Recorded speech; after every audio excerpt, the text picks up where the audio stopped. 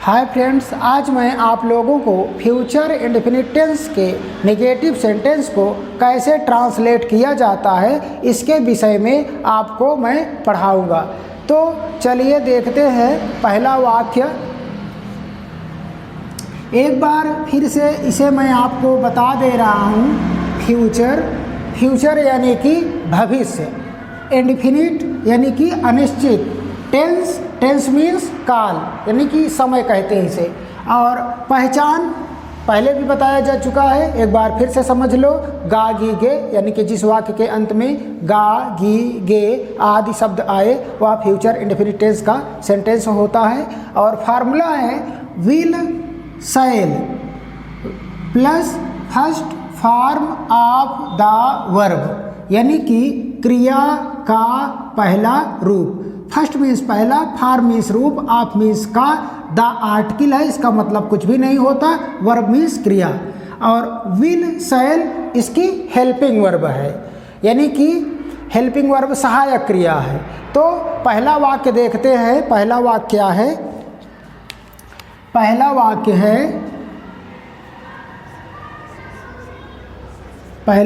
है विनय कलम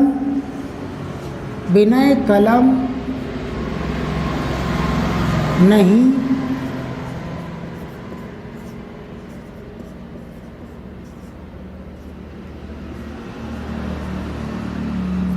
विनय कलम नहीं खरीदेगा। इसके पहले आप लोग पॉजिटिव पढ़े थे, अब निगेटिव देख लो कैसे ट्रांसलेट होता है। तो अब देखो, विनय कलम नहीं खरीदेंगे, विनय कलम नहीं खरीदेंगे। अब देखो, कुछ समय के लिए ये जो वर्ड है ये समझ लो कि लिखा ही नहीं है ही नहीं है। तो अब पढ़ो क्या बनेगा, विनय कलम खरीदेंगे। सिंपल बन गया और सिंपल आप लोगों को मैं बता चुका हूँ, पढ़ा चुका हूँ। तो ट्रांसलेट करो तो ये हो गया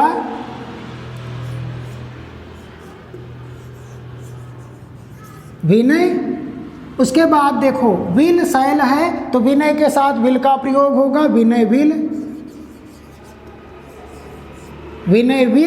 उसके बाद क्या है? First form of the verb, क्रिया का पहला रूप। अब देखो खरीदना है तो दो मीनिंग है, एक बाई मीन्स खरीदना होता है, एक परचेज मीन्स खरीदना होता है। तो मैं समझता हूँ कि परचेज थोड़ा अच्छी मीनिंग है, हाई लेवल की मीनिंग है, तो यही मैं रखता हूँ। तो विनय विल परचेज,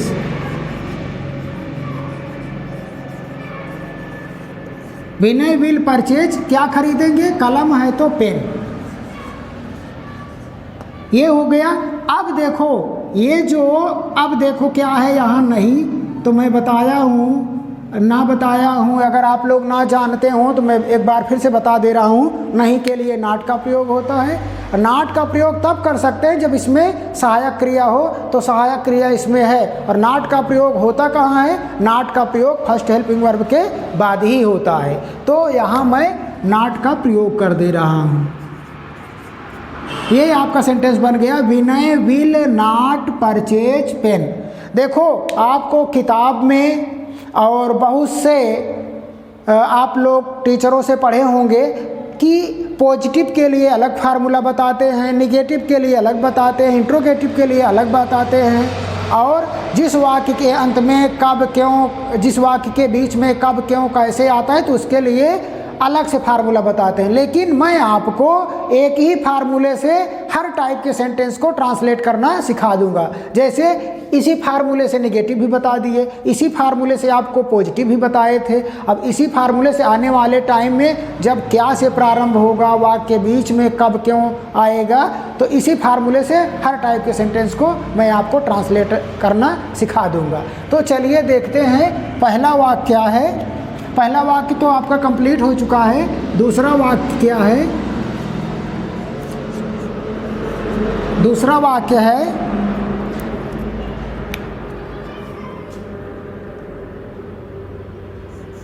हम आज हम आज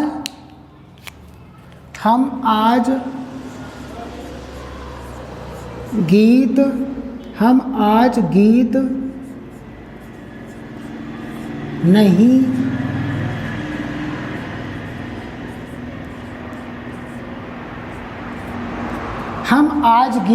नहीं गाएंगे। देखो ये दो कलर में थोड़ा लिख दिया हूँ, इससे कोई दिक्कत नहीं है। तो हम आज गीत नहीं गाएंगे, तो इसका ट्रांसलेट क्या होगा? हम की इंग्लिश होगी, हम की इंग्लिश वी, और वी के साथ किसका प्रयोग करेंगे? शैल का। तो वी शैल। उसके बाद अब इसे फिर से ये समझ लो, कुछ समय के लिए लिखा नहीं गया है। अब क्या सेंटेंस बना? हम आज गीत गाएंगे। तो हम की अंग्रेजी वी, और अपने फार्मूले पे आ जाओ। विल शैल है तो यहाँ शैल का प्रयोग होगा। फिर first form of the verb है, क्रिया का पहला रूप। तो इसमें क्रिया क्या है? गाएंगे, यानी कि टू सिंग मीन्स गाना। First form sing, second form sang, third form sung. तो फर्स्ट फॉर्म का प्रयोग होगा। तो we shall Singh, we shall सिंग। थोड़ा इधर मैं खिसका दे रहा हूँ, सिंग। फिर ऐसे आए गीत है तो सांग, आज है तो टुडे हो गया। अब देखो यहाँ नहीं है, जैसे पहले वाक्य में आपको बताया था। तो नहीं है तो नहीं के लिए नॉट का प्रयोग होता है, और नॉट का प्रयोग फर्स्ट हेल्पिंग वर्ब के बाद ही होता है। तो यहाँ नॉट का आप प्रयोग कर दो। तो आपका सेंटेंस बन गया we shall not sing song today. ये आपका सेंटेंस दूसरा भी कंप्लीट हो गया। अब तीसरे सेंटेंस की ओर आते हैं। तीसरा सेंटेंस क्या है? तीसरा सेंटेंस है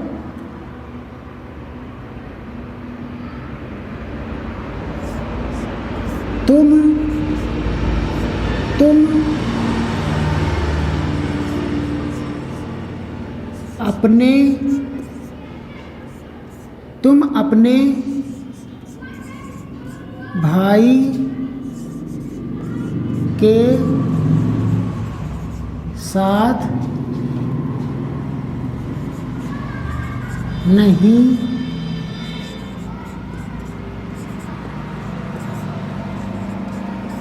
दौड़ोगे। तुम अपने भाई के साथ नहीं दौड़ोगे। तो अब देखो, अब इसमें भी ये वर्ड तो थोड़ी समय के लिए मत देखा करो। अब सेंटेंस क्या बना? तुम अपने भाई के साथ दौड़ोगे। तो इसका ट्रांसलेट करो। तो तुम की अंग्रेजी होगी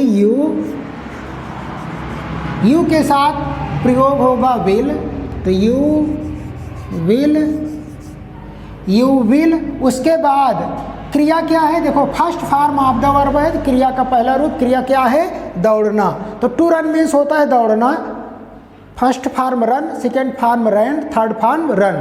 तो यहाँ फर्स्ट फॉर्म का प्रयोग होगा रन। अब क्या है? अब ऐसे आओगे तो साथ है तो लिख दो विथ। अब क्या है? अपने भाई है। अपने भाई के लिए मैं बता दे रहा हूँ, किसी दिन विस्तार पूर्वक किसी वीडियो में समझा दूंगा। आई के साथ अपने के लिए माई का प्रयोग होता है, ही के साथ अपने के लिए हिच का प्रयोग होता है, सी के साथ अपने के लिए हर का प्रयोग होता है, और वी के साथ अपने के लिए आवर का प्रयोग होता है। तो हर शब्द के साथ अपने के लिए अलग अलग वर्ड का प्रयोग होता है। यहाँ यू है तो अपने के लिए योर का प्रयोग होता है, विथ योर। भाई है तो ब्रदर।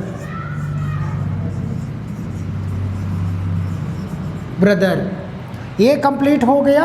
अब देखो, अब यहाँ ये नहीं था तो बताया हूँ नहीं के लिए नॉट का प्रयोग होता है, और नॉट का प्रयोग फर्स्ट हेल्पिंग वर्ब के बाद होता है। तो ये विल है हेल्पिंग वर्ब, यहाँ नॉट का प्रयोग कर दो।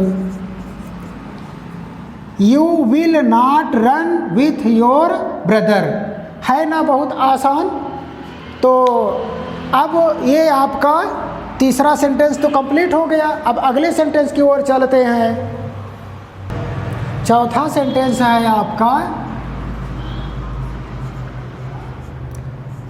चौथा सेंटेंस है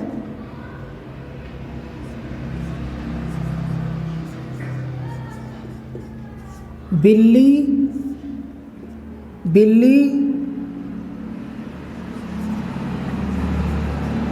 दूध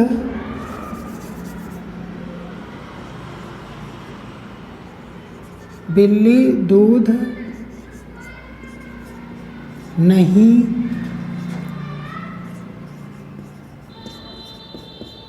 पिएगी। ये आपका चौथा सेंटेंस है। तो इसे ट्रांसलेट करो। अब देखो इसे जो नहीं है इसे मत देखो, ठीक है। अब देखो बिल्ली दूध पिएगी, तो इसका ट्रांसलेट करो। तो द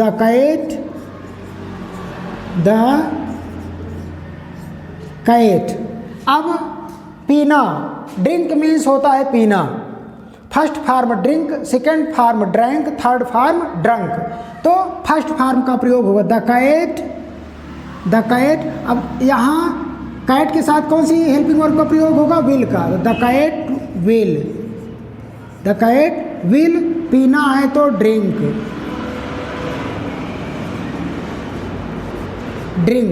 क्या है? दूध है तो मिल्क लिख दो, milk.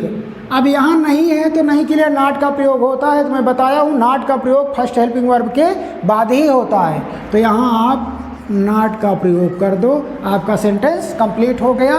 The cat will not drink milk. अब आपका पांचवा सेंटेंस है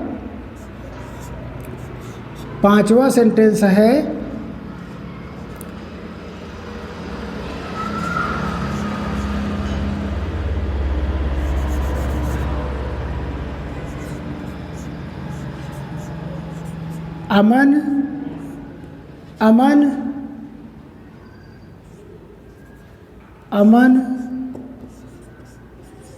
जंगल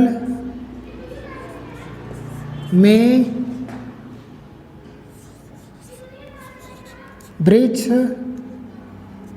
वृक्ष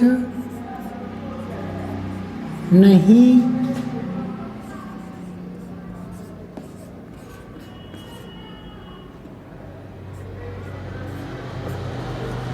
आपका पांचवा सेंटेंस है अमन जंगल में वृक्ष नहीं काटेंगे। तो अब इसे देखो, ये जो वर्ड है इसे ध्यान मत दो इस वर्ड पर।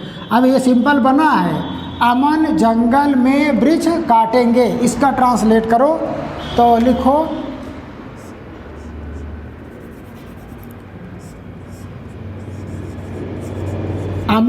अमन के साथ सहायक क्रिया विल का प्रयोग होगा। अमन विल। अब इस पे आओ, first form of the verb, क्रिया का पहला रूप। इसमें क्रिया क्या है? काटना। तो टू कट मीन्स होता है काटना। First form cut, second form cut, third form cut. तो अमन विल कट। अब क्या है? वृक्ष है तो ट्री में है तो इन द जंगल है तो फॉरेस्ट।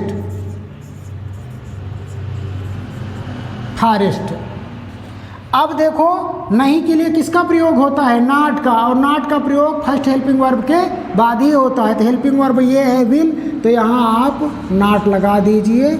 आपका सेंटेंस कंप्लीट हो गया। Aman will not cut tree in the forest. आपका ये पांचवा सेंटेंस